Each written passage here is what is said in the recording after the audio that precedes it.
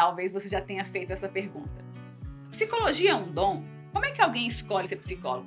Como é que alguém aguenta ser psicólogo? Essas e outras perguntas rodam a cabeça da maioria da população quando se fala de psicologia. Vamos ver então como é que alguém escolhe ser psicólogo?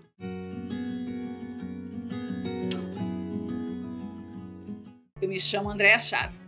Eu estou psicóloga, porque psicologia é a minha carreira e eu posso mudar de ideia. Mas eu sou cristã e essa é a minha identidade. E hoje eu vou te contar um pouco como é que eu, Andréa, escolhi ser psicóloga. E talvez tirar esses mitos que existem, que psicologia é um dom ou que as pessoas nascem querendo ser alguma coisa. Quando eu tinha 12 anos de idade, como uma boa pré-adolescente, eu comecei a dar trabalho para minha mãe. Vocês acreditam que eu já dei muito trabalho para minha mãe? Então, já dei.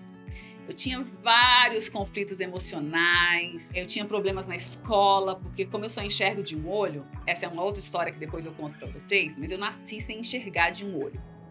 E isso sempre me trouxe prejuízos educacionais, eu demorei 3 anos para ser alfabetizada, enfim. E eu tinha vários problemas mesmo com a minha face, com o meu rosto. Então eu andava com cabelo na frente do olho para ninguém ver. E eu comecei a dar muito trabalho para minha mãe naquela época ali com 11, 12 anos, que é uma parte de hormônio, né? Aquela parte que você fica ali bem chata. E aí nessa época, a minha mãe me levou para um terapeuta, chama Antônio Ximenes, lá no COM, que é um centro de orientação médica psicopedagógica que existe até hoje aqui em Brasília. E foi lá que eu descobri a psicologia. No primeiro encontro com o Dr. Ximenes, eu vi o quanto ele tinha habilidade de mandar nos outros. Para te falar a verdade, eu escolhi ser psicóloga porque eu gosto de mandar. E aí eu fiz terapia individual, fiz terapia em grupo e eu era encantada em como ele dava conta de conduzir as pessoas e como ele adivinhava as coisas que a gente pensava, que a gente falava. Eu achava aquilo incrível. E lá naquela época eu decidi ser psicóloga. O tempo foi passando, eu fiz 2º grau, mas eu não entrei na faculdade logo que eu terminei meu 2º grau. Eu fui ler uma página da Bíblia que fala crescei-vos e multiplicai-vos. Então eu tive um filho com 18 anos, o que não permitiu eu entrar de cara na faculdade. Mas eu sempre quis ser psicóloga, aquele negócio nunca tinha saído de mim. Só que era um curso muito caro, só tinha psicologia na UNB e na Católica, e eu não tinha conseguido passar na UNB. Quando eu fui fazer católica, era muito cara e o salário não dava para pagar a psicologia. E aí eu fui fazer vestibular para letras, porque eu gosto muito de ler e escrever e eu pensava que depois que eu me formasse em letras, eu conseguiria pagar o curso de psicologia. Só que eu não passei no vestibular. Fiquei super triste na época, mas eu não passei. E aí passa ali 2 semanas, tem vagas remanescentes. E adivinha para que eram as vagas remanescentes? Para psicologia.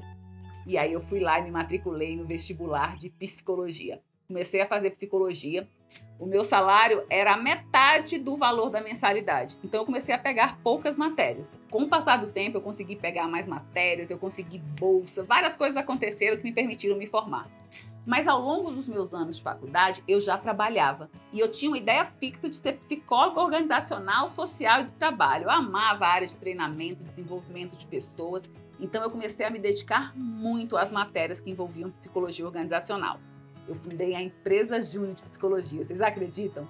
Na Católica não tinha empresa Júnior de Psicologia e a gente fundou a empresa na época. Chamava Lógica, que era a nossa consultoria, a empresa Júnior de Psicologia. E é claro que a logo era verde, né, gente? Vocês sabem que eu amo verde. E aí, com isso, as coisas foram acontecendo. Deus foi muito cuidadoso na minha carreira. Eu entrei para trabalhar num instituto chamado ICEP Brasil.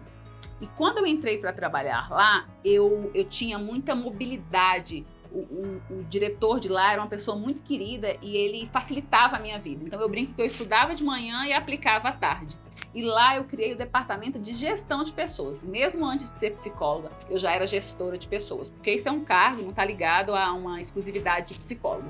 E eu lembro que na época eu chefiava outros psicólogos. Enfim, Deus sempre foi muito bom na minha carreira. Só que psicologia, gente, não é um dom como as pessoas pensam. E psicologia também não é bater papo. Porque bater papo sai muito mais barato tu ir para a esquina, né? Ir para um café com um amigo seu. Psicologia é ciência. Psicologia é ciência e profissão. É uma profissão regulamentada há mais de 50 anos no nosso país.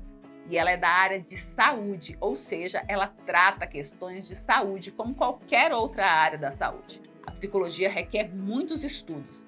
E ela está ligada diretamente ao empenho e diligência do profissional. Psicologia não é bater papo. Psicologia não é um dom. Eu acredito que sim, Deus foi muito bom comigo e me deu todas as habilidades que eu preciso para exercer a psicologia. Só que habilidade sem saber o que fazer com elas não funciona. É como se fosse uma caixa de ferramenta, que você olha para a caixa de ferramenta e você olha aquele monte de coisa e não sabe como executar.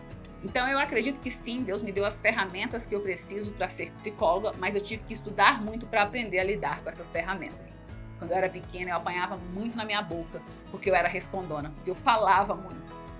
E hoje eu trabalho falando. Só que até refinar as minhas habilidades conversacionais, até refinar o meu conteúdo, isso exigiu de mim muito esforço. Na época da faculdade, eu estudava em vários turnos diferentes porque eu trabalhava. E não tinha a facilidade que tem hoje de livro em PDF, de aula no YouTube. Na época eu precisava tirar xerox de material, pegar material emprestado com os colegas. Eu não tinha muitas condições financeiras para estudar no mesmo horário, para ter todos os livros. Então eu tive que me esforçar muito no meu período de faculdade. E tudo aquilo, gente, que passa pelo fogo e é valoroso, fica mais valoroso ainda. Vocês já viram como é que é uma pepita de ouro? Uma pepita de ouro é um objeto rústico que sai da terra, é lavado, depois vai para a mão do ourives e o ourives põe ela no fogo. Depois que ela vai para o fogo, o ourives transforma ela numa joia e ela fica muito mais valorosa. Foi isso que aconteceu comigo. Eu vivi vários fogos durante o meu processo de formação que me permitiu hoje ter uma carreira tão valorosa, porque eu amo a minha carreira. No meu processo de faculdade, eu tive muitas dificuldades porque eu só enxergo de um olho. Então eu precisava de colegas para parar ônibus para mim. Eu precisava, às vezes, de colega para ler coisas para mim quando as xerox vinham com as letras muito pequenas. E graças a Deus eu tenho amigas de faculdade que até hoje são as minhas amigas e que me ajudavam muito. Me ajudavam, inclusive, a me locomover na faculdade. Ter uma deficiência invisível, muitas vezes, é mais difícil que uma deficiência visível, porque as pessoas não veem o que você tem e elas são cheias de pré-julgamento. E muitas vezes eu esbarrava, eu não dava conta de fazer alguma coisa, de ler alguma coisa, e as pessoas ficavam meio que bravas, me questionando o porquê que eu não dava conta. Mas enfim, o tempo passou.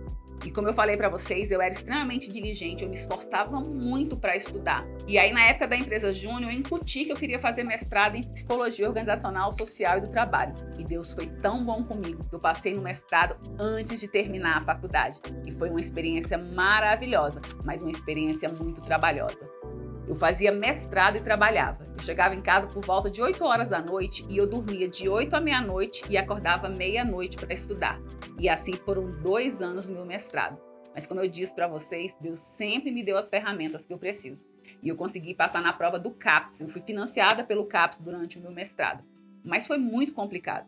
Eu traduzi o primeiro instrumento de psicologia para a língua de sinais, para Libras. E eu tive que fazer uma festa para conseguir os 400 surdos para responderem à minha pesquisa. Graças a Deus, na época, eu tinha um gestor que era do ICEP Brasil, que chama Instituto Cultural e Profissionalizante de Pessoas com Deficiência, que facilitou muito a minha vida para eu colher esses dados. Terminado o meu mestrado, eu tive que voltar para o mercado de trabalho. Eu parei ali uns 4 meses de trabalhar para fazer o mestrado. E eu tinha feito um concurso, fazia muito tempo que não tinha concurso para psicólogo, e todo mundo ficava questionando que a gente não ia dar conta de passar, porque ninguém estava fazendo cursinho. E um dia Deus me deu uma palavra. Ele disse assim: estando você ainda orando, eu já te respondi. E eu acreditei naquela palavra, guardei aquilo no meu coração com fé e fiz o concurso da Secretaria de Saúde. E em seguida eu fiz o concurso da Secretaria de Justiça. Quando foi em agosto, eu estava perto de defender a minha dissertação de mestrado, eu fui chamada para o concurso da Secretaria de Justiça. Fiz a prova, passei em 4º lugar, mas na hora de fazer os testes psicológicos, eles não vieram ampliados. E eu fui reprovada nos testes psicológicos. Logo eu sempre fiz pareceres para advogado de testes psicológicos. Foi uma sensação horrível. Ainda mais porque o meu direito de ter a prova ampliada não foi seguido, não foi cumprido.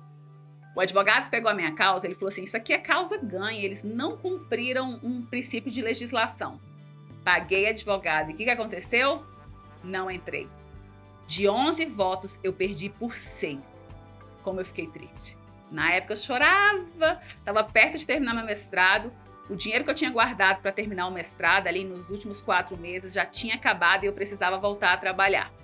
E eu fiquei muito, muito triste. No dia 1º de outubro, eu defendi minha dissertação de mestrado. Graças a Deus, eu tirei 10, foi maravilhoso, tudo lindo, e eu voltei a trabalhar. No dia 13 de novembro, uma pessoa me liga e fala assim: Andréia, você viu o Diário Oficial hoje? Eu falei, eu não. Ela falou, deveria ter visto, você foi nomeada.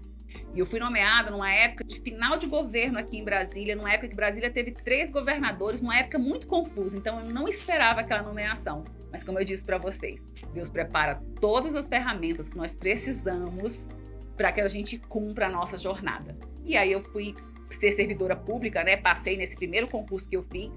No concurso da Secretaria de Justiça eu não entrei, mas no concurso da Secretaria de Saúde, que foi o primeiro concurso que eu fiz na vida, eu passei. Porque eu sou inteligente? Não, eu não me considero uma pessoa inteligente. Eu me considero uma pessoa esforçada. E eu sempre estudei muito sobre psicologia. Entrei na Secretaria de Saúde. Me colocaram num lugar que eu não dava conta de dirigir, porque tinha que pegar a BR. E lembra, eu só enxergo de um olho. Eu tinha muita dificuldade. Mas, novamente, uma pessoa do nada me perguntou, para onde você quer ir? E eu já tinha mapeado a Secretaria de Saúde e sabia o lugar que eu queria ir. E aí eu fui para a DISOC, que era a Diretoria de Saúde Ocupacional. E lá eu tive o privilégio de construir o NIASSES, que era um núcleo de inclusão e acessibilidade para servidores com deficiência, que eu sempre militei em causa própria. Depois do NIASSES, eu tive o prazer de coordenar a Copa do Mundo aqui em Brasília. Em 2014, eu fiz toda a parte de acessibilidade, o que a gente chamava de roteiro a pé, tinha uma cartilha do Ziraldo, que a gente fez ela em braille, tinha um vídeo Libras da cartilha, foi um momento muito legal da minha carreira. Eu tive várias oportunidades de assumir outros cargos no governo aqui em Brasília. E em 2015, eu fui para o SAMU, para um projeto pioneiro no Brasil, que é o Núcleo de Saúde Mental de Urgências e Emergências. E olha só como é que eu fui para o SAMU. Eu perdi uma pessoa muito especial na minha vida, minha madrinha. Ela é como se fosse uma mãe para mim. Eu estava bem triste, estava afastada do trabalho, tinha pegado férias, emendado com abono. E eu fui na sede da Secretaria de Saúde para ajudar uma amiga que queria ser removida. E aí, quando cheguei lá, eu conversei com uma menina lá, ela perguntou para onde que eu queria ir, a DISOC na época estava acabando, e eu falei que eu não sabia para onde eu queria ir. E aí, eu fui dar uma palestra na missa de 7º dia da minha madrinha. E eu estava super triste, eu estava com um colega. Quando eu acabei a minha palestra, eu desci, e aí uma senhora subiu vestida de SAMU e começou a falar do projeto do SAMU. E eu tava de costas arrumando minhas coisas para ir embora. E meu amigo falou assim, deixa de ser mal educada, ela tá falando de você. E ela começou a me elogiar minha palestra, e eu fiquei para conversar com ela por educação, porque eu tava super triste, tava atrasada para a missa da minha madrinha. E eu lembro claramente que quando ela começou a me falar do projeto, eu falei, poxa, que legal, eu vou lá conhecer. E aí no dia que eu fui na Secretaria de Saúde para tentar ajudar uma amiga, a minha colega falou assim, vai na sala tal que você vai conversar com uma pessoa lá que pode ajudar a sua amiga. Quando eu cheguei nessa sala, quem é que estava lá? A doutora Olga, vestida de SAMU, e eu virei para ela e brinquei e falei, olha só, eu tô sem casa, eu tô voltando de uma licença, me recebe lá no SAMU? Ela falou na hora. E aí ela ligou pro doutor Rafael Vinhal, que à época era o diretor do SAMU. Isso eram às 8 horas da manhã. Meio-dia eu estava no SAMU com a minha carta de transferência. Quando eu fui para o SAMU, foi totalmente diferente de tudo que eu já tinha vivido na minha vida. Eu sempre tive cargo de gestão, sempre trabalhei com desenvolvimento humano, com treinamento de pessoas, e aí eu fui para a ponta. Um projeto novo, onde a gente estava literalmente aprendendo a aprender. Eu tive amigos maravilhosos que me receberam lá. Uma amiga minha que inclusive já partiu, a Cibele. Ela me chamava de mãe. Era um jeito carinhoso que a gente tinha de se chamar, porque eu só enxergava de um olho. A Cibele me apoiou, me acolheu, me apresentou o serviço, e eu comecei a atuar no SAMU. Eu lembro que a minha primeira ocorrência foi de um bebê que morreu com 3 meses no colo da mãe. E eu tive que amparar a mãe, amparar a equipe. E aí foi acontecendo outras ocorrências, outras coisas acontecendo. Com 6 meses que eu estava no SAMU, surgiu a oportunidade de eu ir para o NEU, que era o Núcleo de Educação em Urgências que tinha no SAMU. Quando eu fui para o NEU, eu tive a oportunidade de implantar um curso de saúde mental para todos os servidores do SAMU. Lembra que a gente tem as ferramentas que a gente precisa antes que elas aconteçam? Então, eu era psicóloga organizacional, social e de trabalho, sempre trabalhei com treinamento, e aí fui convidada para ir para o NEU, E eu desenvolvi um treinamento onde todas as equipes do SAMU em Brasília passavam por esse treinamento de liderança, de gestão, de saúde mental, e eu pude conhecer o SAMU inteiro. Nossa, foi um tempo muito precioso da minha vida. Foram acontecendo outras coisas, outros projetos, e eu consegui criar um projeto interno no SAMU chamando Cuidando de Quem Cuida, a saúde mental do servidor de urgência e emergência. Foi um projeto lindo que visava justamente cuidar da saúde do trabalhador, que é algo que já estava lá na minha caixa de ferramentas. Então vocês podem ver que a psicologia ela é uma ciência e ela requer estudos e inovação como qualquer outra área. No meio desse percurso, eu atendia clinicamente de uma maneira muito branda. Era uma forma de eu ofertar para Deus aquilo que Ele tinha me feito. Então, eu separava um dia da minha semana e ofertava o meu serviço de psicólogo para pessoas que eu entendia que precisavam, mas não era uma meta minha de vida, não era uma meta minha de carreira e para a clínica. E aí, lá no SAMU, eu conheci uma pessoa maravilhosa chamada Renata Calheiros, é uma psiquiatra incrível, que me convidou para dividir consultório com ela. Na época, eu tive muitas dúvidas, mas eu queria mudar de carreira, né? Tava numa época assim, em crise existencial. E aí foi quando eu comecei a pegar o consultório mesmo como uma prática. E em 1 ano e meio eu já estava montando o meu próprio consultório e hoje eu tenho o Instituto Andréa Chaves de Saúde Emocional, que é um instituto que a gente trabalha aí os 4 eixos de cuidado, aonde eu acredito em saúde integral, saúde emocional, aonde eu vivi tantas coisas nos últimos anos. Então, a nossa carreira ela vai passar por etapas, né? Passa por booms, né? A gente passa por mudanças, o mundo vai mudando. E a psicologia como uma ciência, ela requer muito estudo, muito treinamento e muita inovação.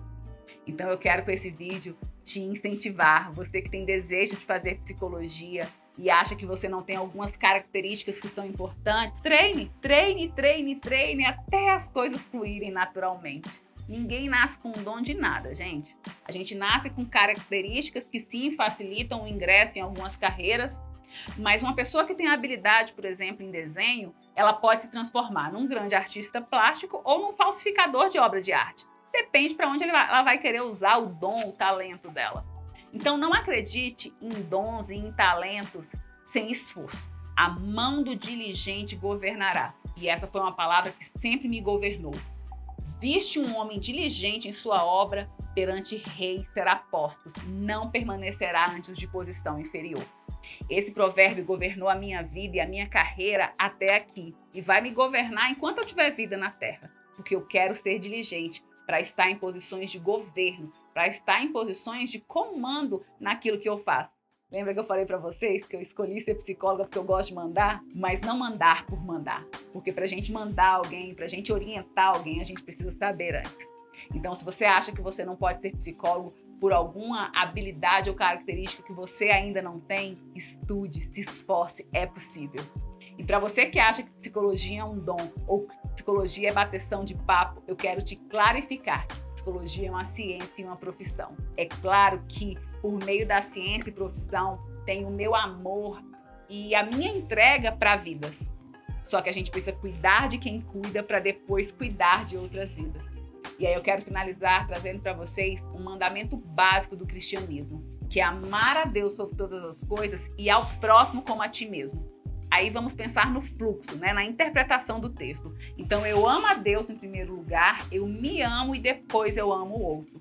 É impossível a gente ter sucesso numa carreira que te envolva tanto com pessoas se você de fato não escolher amá-las enquanto comportamento. Quem ama cuida, quem ama zela, mas é impossível você amar alguém se você não se amar primeiro. Eu só posso levar alguém aonde eu já fui. Ah, e outra coisa que você deve estar se perguntando. E todo psicólogo faz terapia? Já fiz muita terapia, sim. E sempre que preciso, recorro a colegas. Porque quem cuida da mente, cuida da vida. Só que não é uma regra que todo psicólogo tem que fazer terapia. Mas eu comecei a fazer terapia, eu tinha 12 anos de idade. Hoje, com a idade que eu tenho mais tempo de vida com a psicologia do que sem a psicologia. Então, sim, a psicologia faz parte da minha história e eu sou muito feliz em estar psicóloga, porque eu posso largar isso amanhã. Mas a minha real identidade, o meu título mais alto é de filha de Deus. E você? Qual que é o seu maior título? O que é que de fato arde no seu coração para você decidir por uma carreira?